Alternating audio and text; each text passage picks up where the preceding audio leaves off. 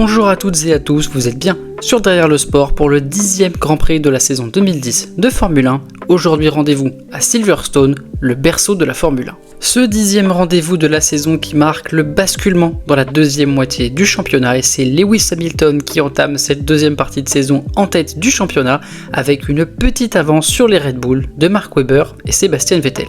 A noter que le Grand Prix de Grande-Bretagne n'aurait pas dû se tenir sur le circuit de Silverstone en 2010 puisqu'il était convenu à partir de cette saison que le Grand Prix devrait se dérouler sur le circuit de Donington Park, mais à cause de problèmes financiers, le Grand Prix en tout cas est resté à Silverstone, mais sur un nouveau tracé dont on va parler tout de suite. Le tracé qui a donc été modifié, voici celui de 2009. La grande différence c'est qu'au niveau de la ligne de départ arrivée que l'on connaît aujourd'hui, on ne tourne pas à droite mais à gauche et on passe sous le bridge, le fameux virage du bridge. Il y avait un pont et en fait les F1 qui plongeaient sous ce pont pour un virage à droite et un virage à gauche qui nous ramenait au virage de Brooklyn, et puis après Brooklyn c'est Love Field et la ligne de départ arrivée, l'ancienne ligne de départ arrivée que l'on connaît aujourd'hui, mais en 2010 elle est encore utilisée. Donc voici le circuit que l'on connaît aujourd'hui. C'est la dernière fois que la ligne de départ arrivée avant Copse est utilisée. En 2011 on basculera sur celle que l'on connaît aujourd'hui.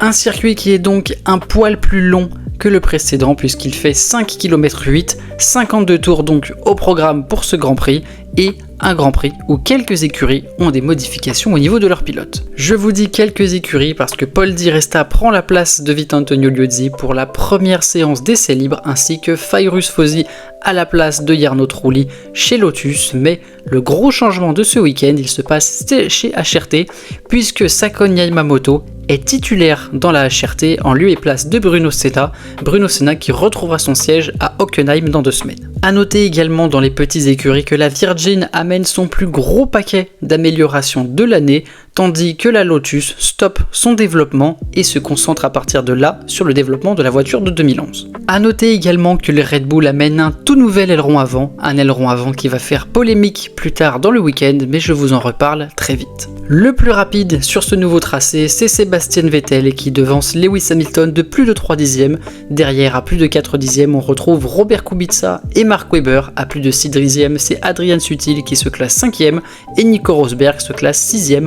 A noter que les pilotes sont assez partagés sur ce nouveau tracé. Fernando Alonso est plutôt emballé tandis que Robert Kubica et Mark Webber préféraient l'ancien. Mais Mark Webber, qui a beau ne pas aimer ce nouveau tracé ou préférer l'ancien, est le plus rapide le vendredi après-midi. Il devance de presque 4 dixièmes Fernando Alonso, de plus de 6 dixièmes son coéquipier. Viennent ensuite Felipe Massa à plus de 8 dixièmes, Nico Rosberg à plus de 9 et Michael Schumacher à 1 seconde 4. Le samedi matin, les deux Red Bull passent sous la minute 31 et les 34 millièmes sont à l'avantage de Sebastian Vettel qui devance son coéquipier. Fernando Alonso n'est pas loin à un peu plus d'1 dixième. Viennent ensuite Felipe Massa, Nico Rosberg et Robert Kubica, une qualif qui promet d'être très serrée entre les deux Red Bull, mais l'aileron avant de la discorde, c'est maintenant. Red Bull avait bien amené un nouvel aileron avant ce week-end, mais n'en avait amené que 2 exemplaires, et celui sur la voiture de Vettel va casser lors de cette séance d'essai libre. Il est donc convenu que pour la qualif, on va monter celui de la voiture de Webber sur celle de Vettel. Autant vous dire que Mark Webber est juste ravi. Sont éliminés en Q1 Jaime Alguersuari et puis nos petites écuries habituelles. Kovalainen une nouvelle fois le plus rapide, il devance Timo Glock. Viennent ensuite Jarno Trulli, Luca Di Grassi et puis les deux HRT, Karun Chandhok qui devance le nouveau pilote Sakon Yamamoto. Éliminés en Q2, on retrouve dans l'ordre Sutil, Kobayashi, Petrov, Jenson Button. Éliminé en Q2 14e et à plus de 6 dixièmes du passage, la McLaren qui est extrêmement raide ce week-end sur les bosses du nouveau tracé. 15e, on retrouve Vittorio Liuzzi qui sera pénalisé plus tard de 5 places de pénalité pour avoir gêné Nico Hülkenberg. Et puis le dernier de cette Q2, c'est Sébastien Buemi sur sa Toro Rosso. Et en Q3, l'aileron avant de la Discord qui aura peut-être fait une différence puisque les deux Red Bull sont les seules voitures à passer sous la barre de la minute 30.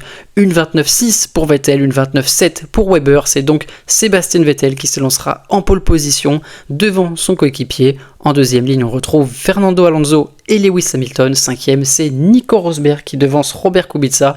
Felipe Massa 7e est un peu décevant au regard de ses beaux essais libres. Puis on retrouve Rubens Barrichello, superbe tour du vétéran brésilien au volant de sa Williams. Pedro de la Rosa est 9e, lui aussi très étonnant au volant de la Sauber. Michael Schumacher est 10e, si la FOM le veut bien, le tour de pôle de Sébastien Vettel, et sinon, place à la course. Une fois n'est pas coutume, superbe envol de Mark Webber qui passe immédiatement son coéquipier derrière. C'est Fernando Alonso qui, une fois n'est pas coutume également, a un départ très mauvais se faisant passer par Hamilton, Kubica et Rosberg. Vettel qui tire large à Copse et puis qui tire tout droit après Maggots. Il a crevé à l'arrière gauche. Les deux Ferrari qui vont ensuite se toucher légèrement dans le virage de Chapelle.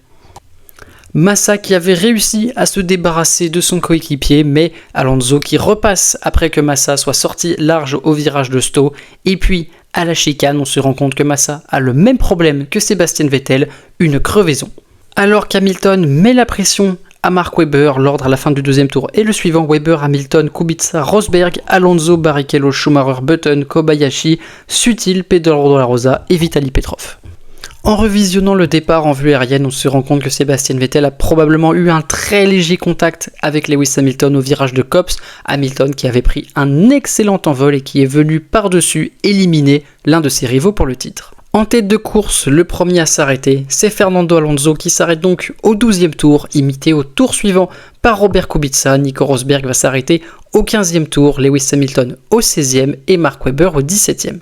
A noter que deux pilotes ont fait une très bonne opération dans ces arrêts au stand, c'est Fernando Alonso et Nico Rosberg. Alonso qui s'est grandement rapproché de Robert Kubica et Nico Rosberg qui a fait l'overcut sur le pilote polonais et qui se retrouve donc virtuellement 3e. Au 17e tour, alors qu'Alonso s'est rapproché de Robert Kubica, il décide de l'attaquer par l'extérieur à la chicane de Vale. Kubica qui ne bronche pas et Alonso qui va couper la chicane et ressortir devant le polonais et qui conserve sa position.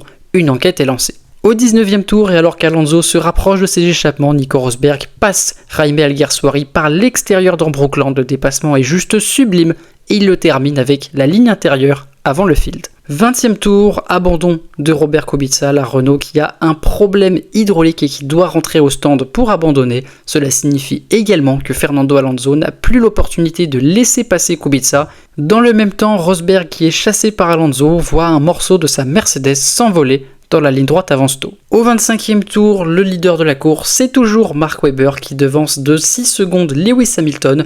Derrière, on retrouve Nico Hülkenberg pour le moment sur le podium à 26 secondes, l'Allemand qui ne s'est pas encore arrêté. Derrière lui, c'est Nico Rosberg, Fernando Alonso et Jenson Button qui a réalisé une excellente opération en ne s'arrêtant qu'au 24e tour. Il est à 1 seconde de Fernando Alonso. Au 25e tour, Sébastien Vettel se débarrasse de Timo Glock, une phrase que vous n'entendrez pas souvent cette saison et qui montre à quel point Vettel est encore loin des points.